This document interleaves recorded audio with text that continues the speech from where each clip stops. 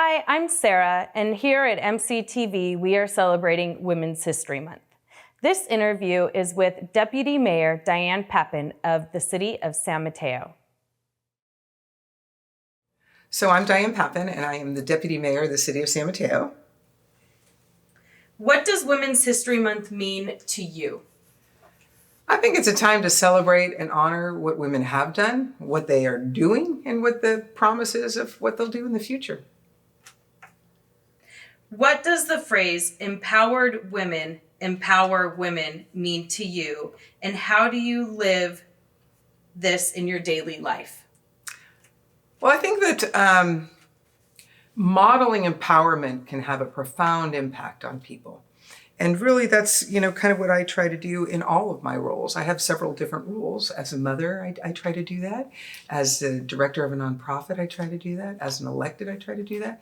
And in my practice of law, I try to model that you can do anything, and it is totally unrelated to your gender. Who is the most influential woman you know, and how did she inspire you? Gotta pick my mom. No other choice in the world for me.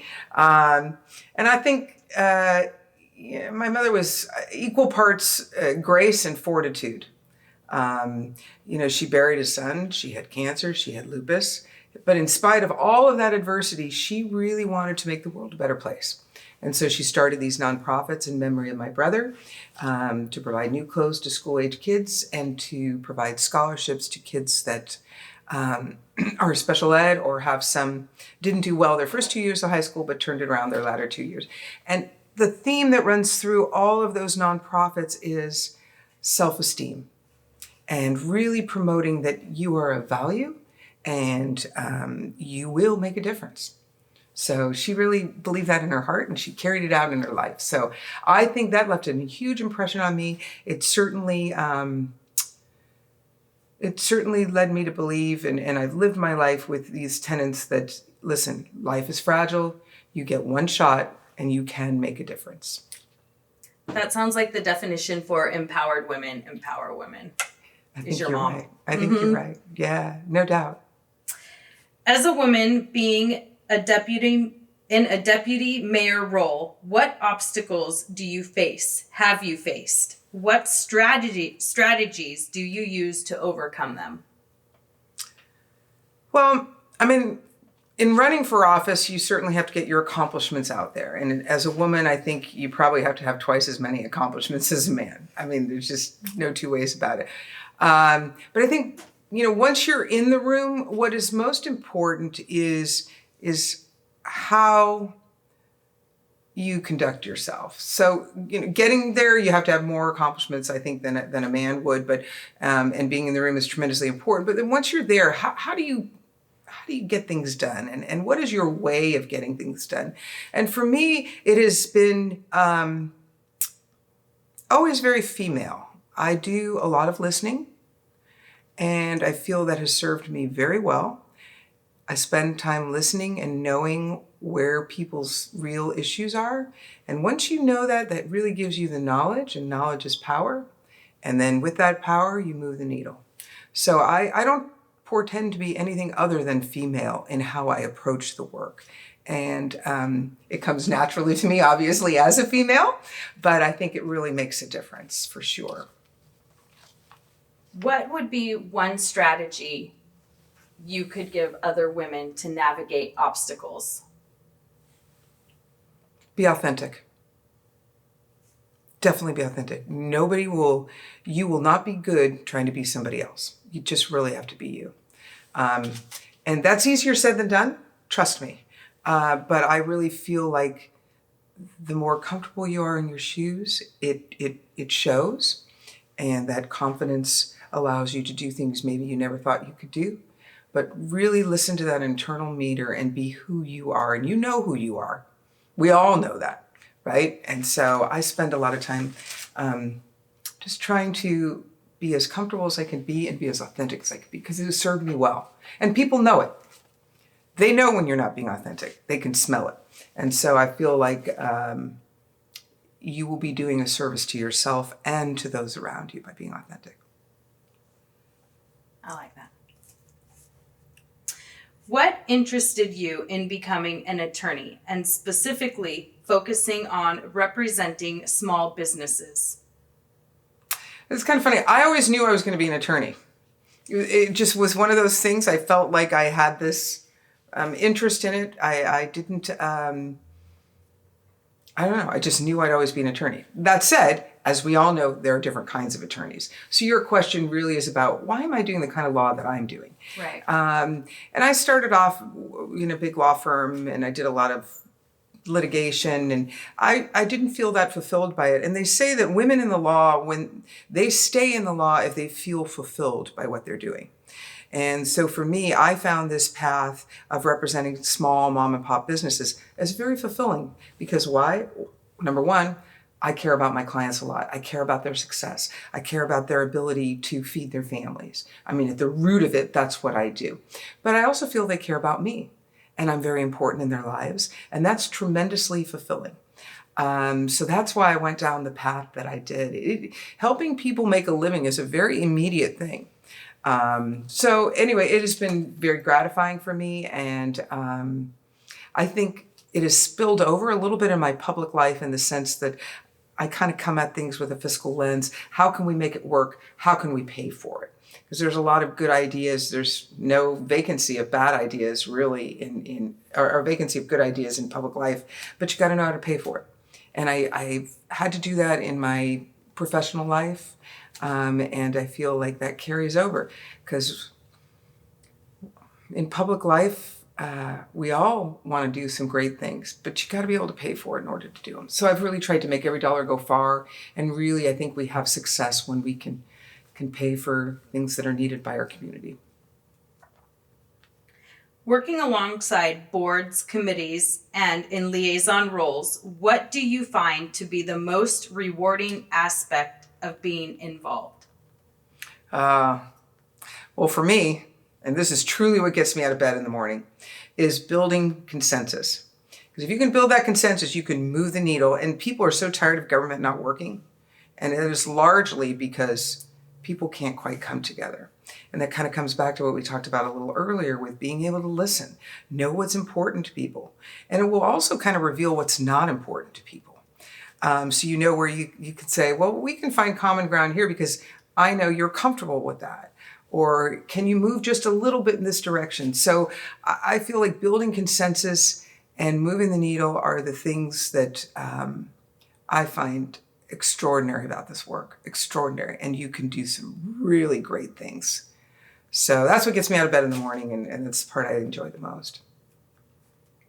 I've learned that you are co-director benefiting school-age kids and a scholarship program that offers high school seniors special scholarships in San Mateo.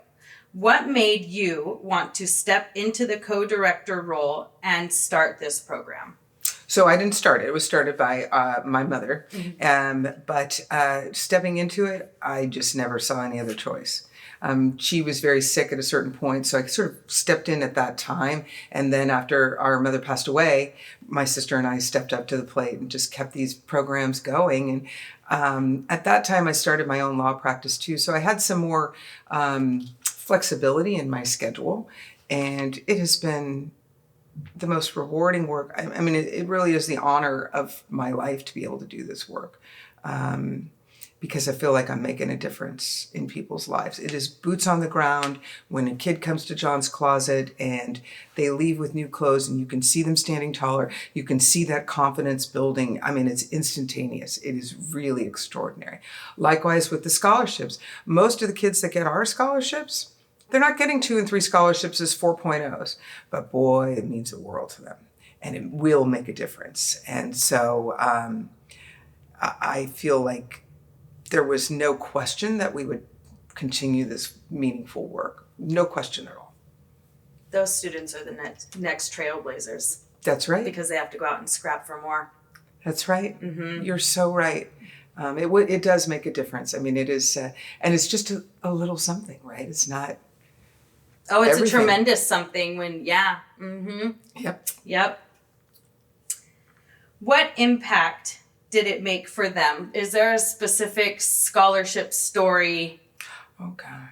for a student Well, I'm going to speak generally first, and maybe a specific one will come to mind. But many of our scholarship recipients are the first in their families to attend college. So that's life-changing, no doubt about that.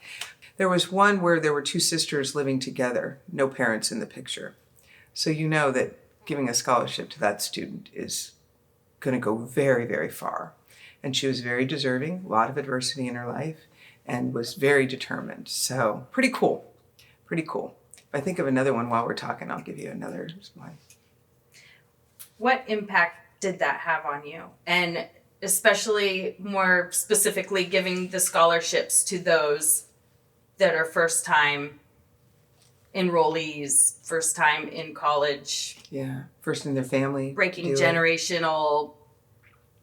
That's right. That's right. So what did it mean to me? Mm-hmm. Oh, listen, I get so much out of it. I mean, maybe it's not even equal, because you have that feeling that you are making a difference, and what could be more fulfilling in life? So trust me, my emotional fulfillment is unquestionable. That's not why I do it, right. But it is certainly a nice byproduct, isn't it? Yeah. I feel really fortunate. Why is it important then that more women are represented in city leadership roles?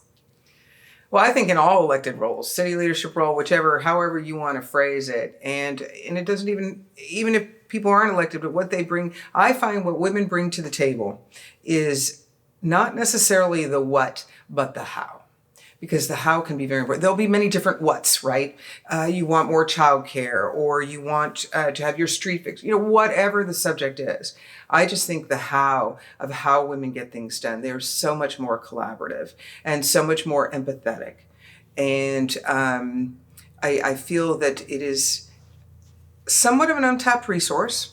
We all know that we can have women play a larger role, but when they do, it definitely makes a difference. And the power of how women go about things is needed more today than it has ever been needed, in my opinion.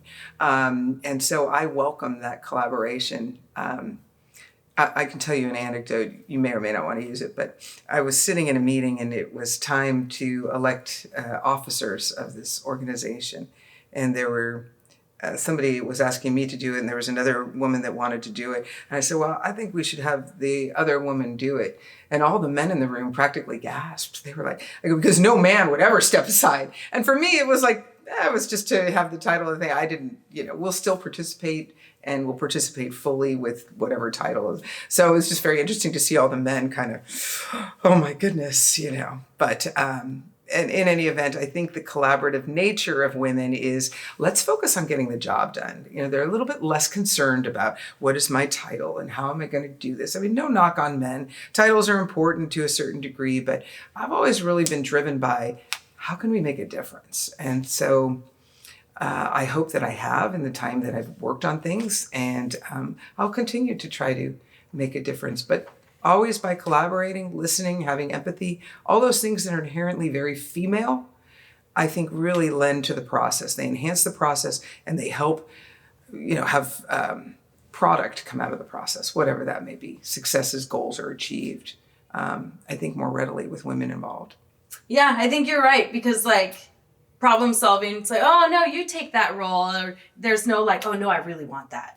What message would you like to send out to women and girls? I think just keep being you, like we talked about earlier. Keep being authentic. I think that is the greatest power you can give to yourself, and you can give to the rest of the world. Don't try to fake it. Just don't. So I think being authentic is the way to go. Don't be anything other than female if that is what you are comfortable with, because those are the gifts that you naturally have. Why not use them?